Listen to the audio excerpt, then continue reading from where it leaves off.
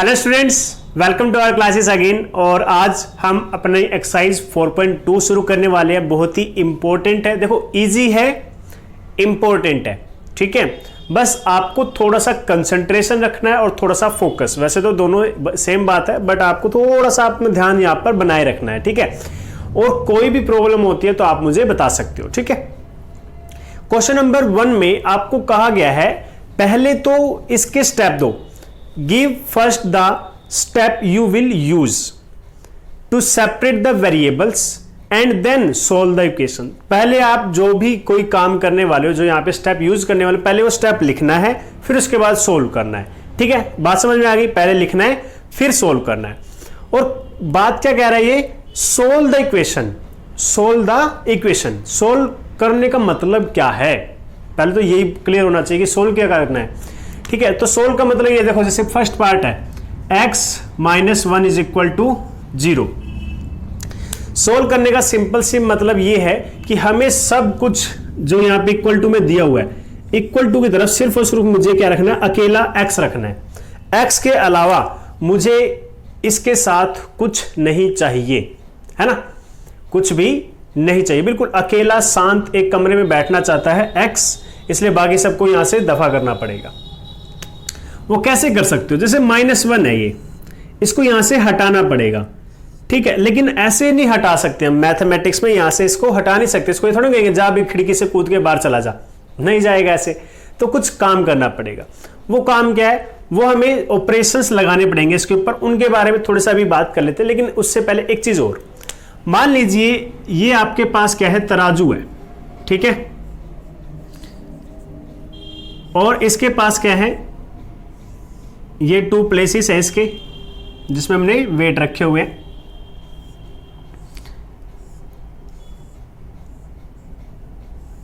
अब दोनों इक्वल है बिल्कुल। फॉर एग्जांपल हो सकता है देखने में थोड़ा ऊपर नीचे हो जाए, कोई बात नहीं। ये दोनों क्या है? इक्वल है। मान लीजिए यहां पर भी क्या लिखा हुआ है? x + 1 लिखा हुआ है, यहां पे 5 लिखा हुआ है। ये दोनों क्या है? बराबर है, ठीक है। यहाँ पे x + 1 है, यहाँ पे 5 है, दोनों का वेट क्या है? इक्वल। तो तराजू क्या है? बिल्कुल सेम लेवल पे है। अब अगर आप किसी चीज को यहां से हटाओगे, मान लीजिए 1 को आपने यहां से हटा दिया, तो वो तो एज इट इज है, ये कम हो गया। तो जब 5x + 1, x में से आपने कोई चीज क्या कर ली? उठा ली, है ना, यहां से उठा लिया, तो ये क्या हो गया? हल्का हो जाएगा। और हल्का होते ही ये कहां जाएगा? ऊपर। और ये कहां जाएगा? नीचे। ये तो बराबर नहीं रहे। और हमें अपने क्वेश्चन में एक चीज हमेशा याद रखनी है कि ये दोनों हमेशा बराबर बने रहने चाहिए। अब बराबर बनाने के लिए क्या करोगे? फॉर एग्जाम्पल x को भूल जाओ, 5 को भूल जाओ, सब भूल जाओ।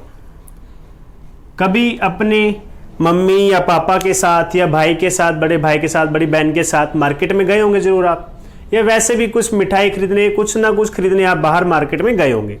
और आप वहां पर तराजू भी देखते हो। वहां पर मान लीजिए कोई आलू खरीद रहा है या कुछ भी सब्जी खरीद रहा है, तो क्या होता है? एक तरफ वेजिटेबल्स रखी जाती हैं और दूसरी तरफ वेट रखा जाता है। फॉर एग्जांपल 1 kg का वेट।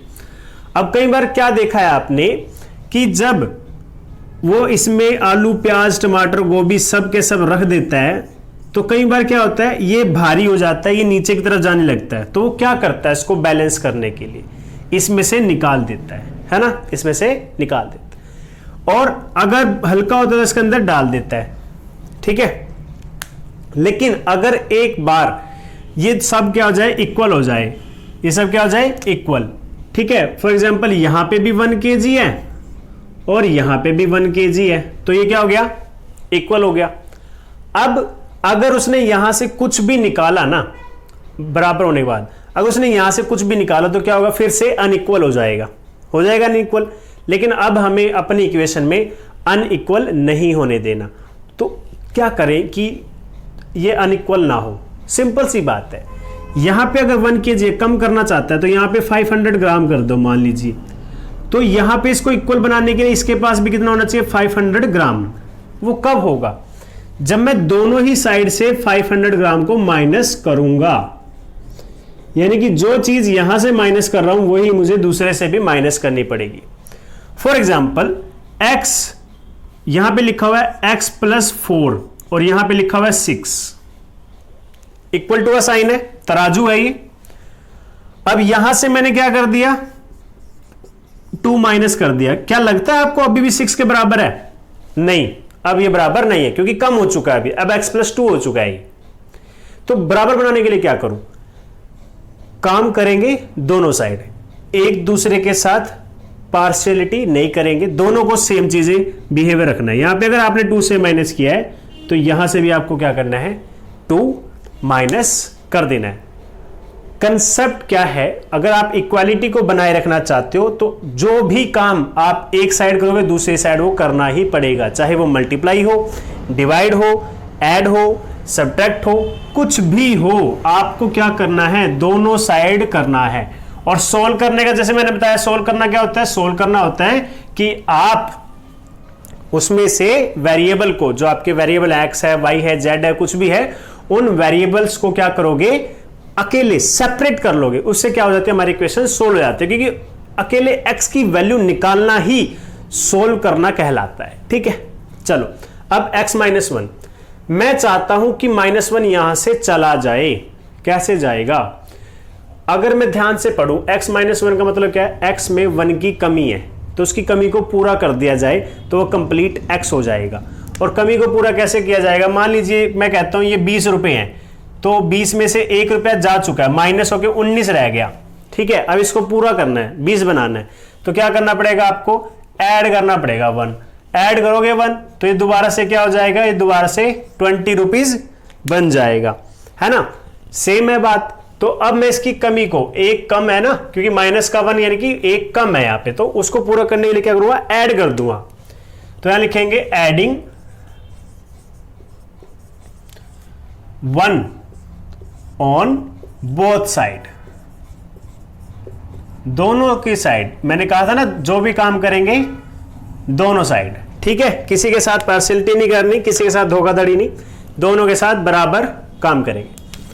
तो ऐड करेंगे 1, x minus 1 plus 1 is equal to क्या है, 0 प्लस 1। ओके, क्योंकि -1 और +1 दोनों आपस में कैंसल, तो क्या बचा, ओनली ऑन x, और इज इक्वल टू में 0 + 1 इज 1। जब मैंने कहा था ना, सोल्व करना क्या होता है, x को बिल्कुल अकेले, ना उसके साथ मल्टीप्लाई में कुछ होना चाहिए, ना डिवाइड में, ना माइनस, ना प्लस, कुछ नहीं होना चाहिए, अकेला। अब ये कौन है, अकेला, और जो भी वैल्यू आएगी वो हमारा सॉल्यूशन हो जाएगा। तो दिस इज द सॉल्यूशन, हमने सोल्व कर दी अपनी इक्वेशन, आंसर। इतनी देर से जो समझा रहा था वो शायद आपके लिए पकाऊ हो सकता है, लेकिन मुझे लगता है ये बढ़िया आपका काम चलाएगा। ठीक है, बी पार्ट की बात करते हैं। डी पार्ट में x plus 6 is equal to 2 है, मुझे क्या करना है, ये 6 हटाना है। 6 कैसे हट सकता है, ठीक है, कैसे हट सकता है, क्योंकि ये क्या है, प्लस में है। इसको हटाने के लिए मुझे क्या करना पड़ेगा, माइनस करना पड़ेगा। तो मैं क्या लिखूंगा, subtract 6 on both side, from both side, from both side, क्योंकि सब्ट्रैक्ट करने से हट जाएगा, लेकिन हटाना यहां से है ना, काम दोनों के साथ करना पड़ेगा। चाहते तो x को अकेला करना चाहते हैं, लेकिन इक्वालिटी का साइन है, उसको ध्यान में रखते हुए काम दोनों तरफ करना पड़ता है। ठीक है, तो यहां लिखो x प्लस 6 माइनस 6, क्योंकि x plus 6 as it is, और सब्ट्रैक्ट कर दिया 6 को। अब क्योंकि यही सेम काम दूसरी साइड भी करना पड़ेगा, ये दोनों तो कैंसल, यहां क्या आ गया, x is equal to 2 minus 6, answer आएगा -4। x क्या बन चुका है, अकेला। ठीक है, इसका कोई दोस्त नहीं रहा, अब ये अकेला हो गया है और इसकी वैल्यू आ चुकी है, x is equal to -4। Very simple. अब 1-2 पार्ट और कर देते हैं, बिकॉज इसके अंदर 8 पार्ट्स हैं, तो मैं 2 पार्ट्स करवा चुका हूं, 1 पार्ट और करवा देता हूं। यहां पर लिखा हुआ है y -4, ई पार्ट की बात कर रहा हूं मैं, y -4 is equal to -7, y is equal to y -4 is equal to -7। इसमें क्या करोगे, इसमें मुझे -4 हटाना है। कैसे हटाऊंगा, सिंपल सी बात है, यहां पे अगर मैं +4 लिख देता हूं तो हट जाएगा। बात वही आ गई कि जो काम यहां किया जाएगा वही इसके दोस्त के साथ किया जाएगा। तो यहां लिखेंगे adding 4 on both side. Clear है इतना? y -4 +4 -7 +4 +4 -4 कैंसिल, बचा कौन, y। -7 +4 तो बचा कितना, -3। This is your answer. अब बताओ, क्या आपको लगता है कि ये क्वेश्चंस मुश्किल है? मुझे तो नहीं लगता कि ये क्वेश्चंस मुश्किल है। और स्टूडेंट्स आप एक बार देखो तो सेकंड क्वेश्चन भी क्या है, बिल्कुल फर्स्ट क्वेश्चन जैसा ही है। यहां पर भी आपको सोल्व करना है। सोल्व करने का मतलब आपको वेरिएबल को बिल्कुल सेपरेट कर लेना है, अकेले रखना है।